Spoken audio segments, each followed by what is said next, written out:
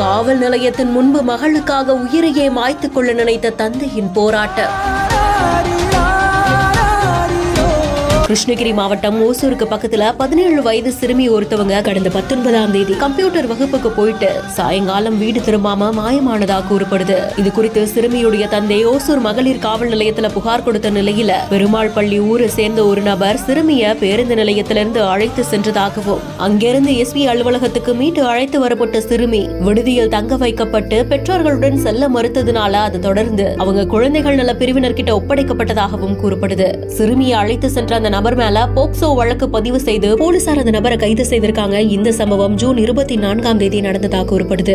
தந்தை மகளை தன்னுடன் அனுப்பி வைக்க கோரி காவல் நிலையத்தின் முன்னாடி உயிரையே மாய்த்துக் கொள்ள விபரீத முடிவு எடுக்க முற்பட்டதனால பெரும் பரபரப்பு ஏற்பட்டிருந்திருக்கு. 24ஆம் தேதிக்கு அப்புறமா சிறுமி பெற்றோர்களோட செல்ல மறுத்ததுனால அரசு குழந்தைகள் நல அதிகாரிகளின் பாதுகாப்புல இருக்கிறதாகவும் கூறப்படுது.